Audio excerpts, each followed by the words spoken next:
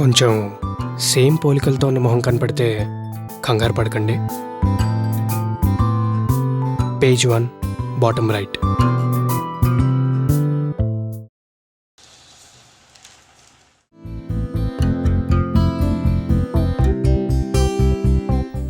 IAS, all India 6th rank, state topper. ఇంకో option కూడా ఇచ్చి ఉండొచ్చు కదా, ఆల్ ది అబవ్ అని.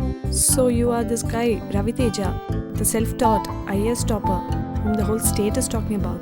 Self taught, yes. Whole state talking about, definitely no. కనీసం ఈ కాఫీ షాప్లో కూడా ఎవరికి తెలియదు, ఇంక్లూడింగ్ యూ.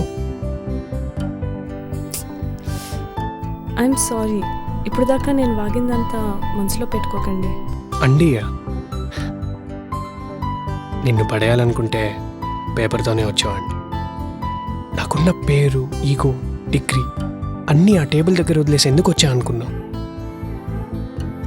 ఒక్కోసారి దేవుడు మనకు చాలా తక్కువ టైం ఇస్తూ మన ధైర్యానికి, అదృష్టానికి పరీక్ష పెడుతూ ఉంటాడు. మనలో చాలామందికి జర్నీల్లోనూ, ఫ్రెండ్ వాళ్ళ అక్క పెళ్ళిలోనూ, కాఫీ షాప్లోనూ అసలు ఎక్స్పెక్టే చేయని ప్లేస్లో ఒకళ్ళు నచ్చుతారు.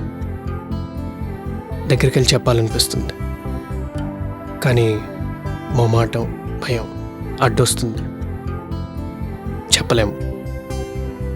అక్కడితో మైక్రో ప్రేమ కదా చచ్చిపోతుంది.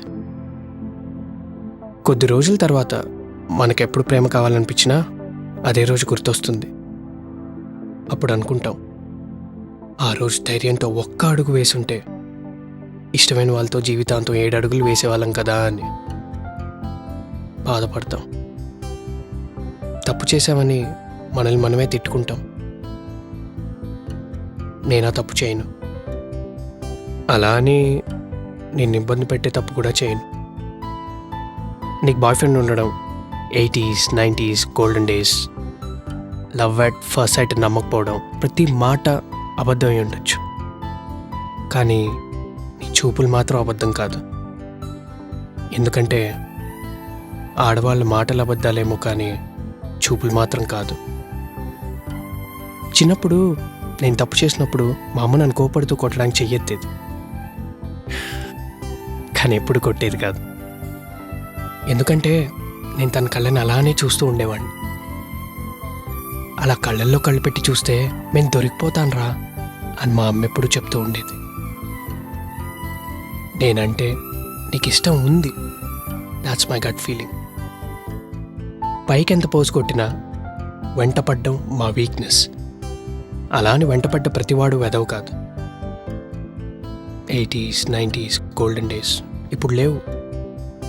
నిజమైన ప్రేమని ఇట్టే పసికట్టే రోజులవి. నిజాయితీగా ఎంత వెంటపడ్డా పట్టించుకోని రోజులు ఇవి.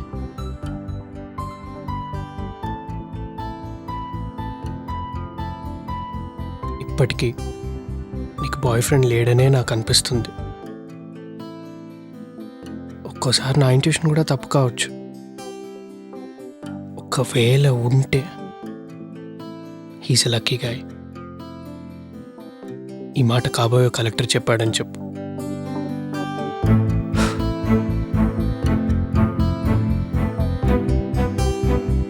బాయ్.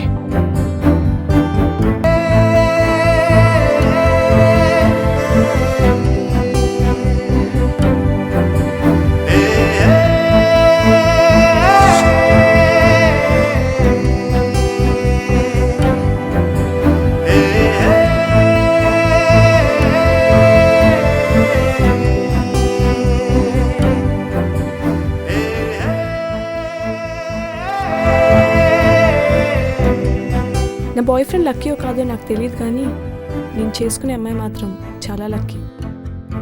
మన ఇద్దరం ముందే కలిసి ఉంటే ఈరోజు ఇలా ఉండేది కాదేమో. Bye, take care.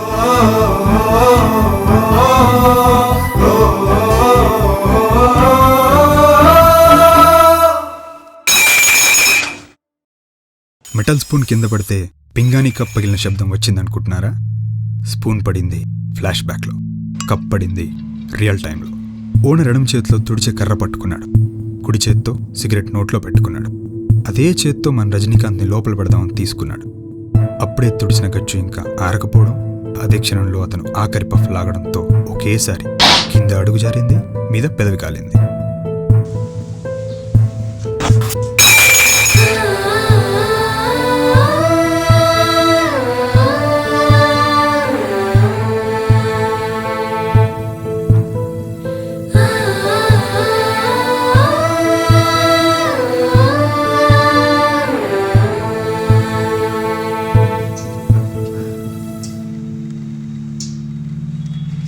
తానెంతో ఇష్టపడే ఆ ఓనర్ వల్లే రజనీ కింద పడి ముక్కలైపోయాడు.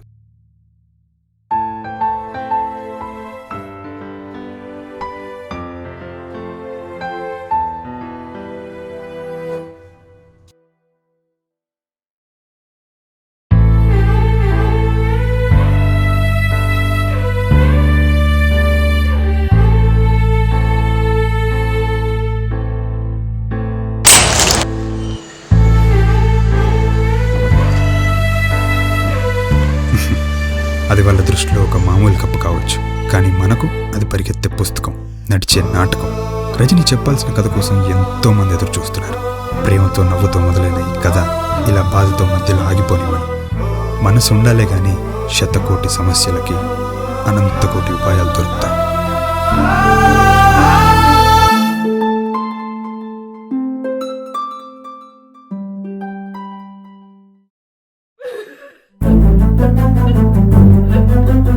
ఇంద్రుడి కోసం కన్నీళ్లు పెట్టుకున్న శచీదేవి మీద జాలితో ముని ఆమెకు ఒక వరం ఇచ్చాడు.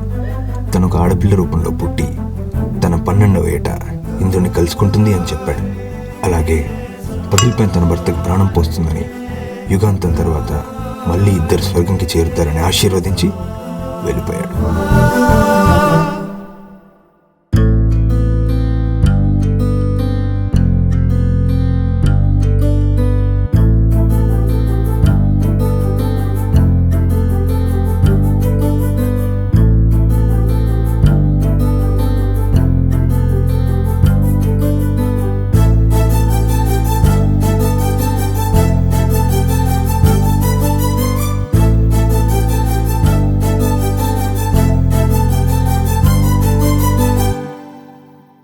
అలా 2 గంటలు 34 నిమిషాలు 5:30 సెకండ్లు ప్రేమతో శ్రమించిన తర్వాత లత కష్టానికి ఒక రూపం వచ్చింది.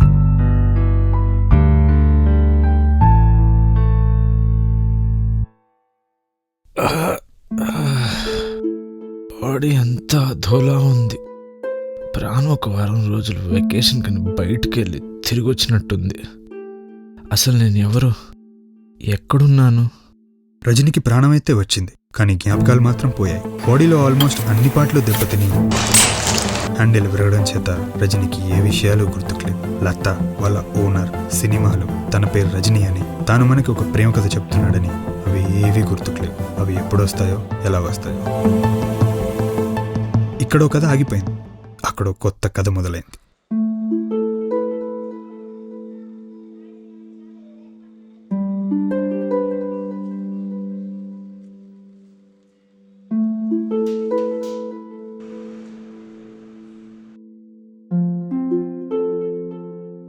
Behind every shining black shades, there are crying red eyes.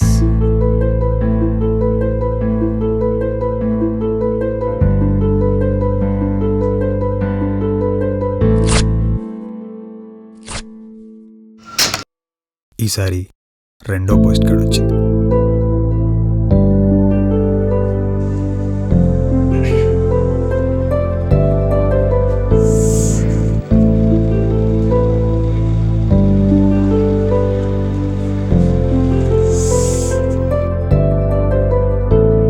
నాకు తెలుసు, నేను పంపిన కార్డ్ 4 ముక్కలవుతుందని. వర్చువల్ వాతావరణంలో మునిగిపోయిన ప్రపంచంలో ఒక అమ్మాయి నీకు పోస్ట్ కార్డ్ పంపిందంటే అర్థం చేసుకో. నువ్వంటే ఎంత ఇష్టమో తనకి. కార్డ్ తిప్పితే నా సంతకం నీకోసం.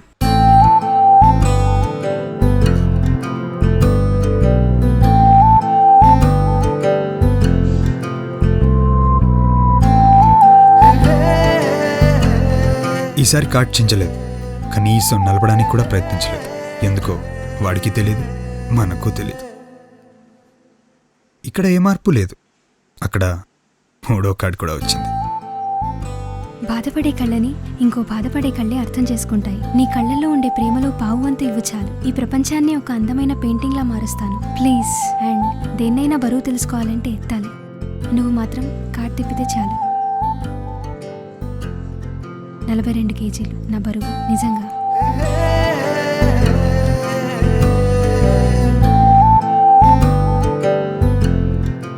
రోజులు గడుస్తున్నాయి. రజనీకి ఇంకా జ్ఞాపకాలు రావట్లేదు. కానీ వాళ్ళ ఓనర్కి మాత్రం ఉత్తరాలు వస్తూనే ఉన్నాయి. ఈసారి 4వ కార్డ్. దీంట్లో పెదాల మరకలు గాని బరువు కొలతలు గాని లేవు. ఓ కన్నీటి చుక్క ఉంది. ఏడుస్తున్నందుకు మనం ఎప్పుడూ సిగ్గుపడాల్సిన అవసరం లేదు. రావణాసురుడు సీతని ఎత్తుకెళ్ళినప్పుడు రాముడే ఏడ్చాడు. చలనం ఉన్న మనసుకే కన్నీళ్ళొస్తాయి. అలా రాకపోతే మనకి రోడ్డు మీద రాయికి తేడా లేదు. ఎవరి అమ్మాయి శ్మశాన నిశ్శబ్దంలా నా జీవితంలో దేవాలయ ఘంటానాదాన్ని మోగిస్తుంది. నిషిదిలో తప్పైన నా మనసుకి అఖండ దీపమై దారి చూపిస్తుంది. లోపలెక్కడో కూర్చొని వైలిన్ వాయిస్తుంది అందంగా. నాలోని ప్రతి తీగని మీటుతుంది సున్నితంగా. మొట్టమొదటిసారి ఒక అమ్మాయి గురించి ఆలోచిస్తున్నప్పుడు పూజ గదిలో కూర్చున్నంత పవిత్రమైన ఫీలింగ్ వస్తుంది.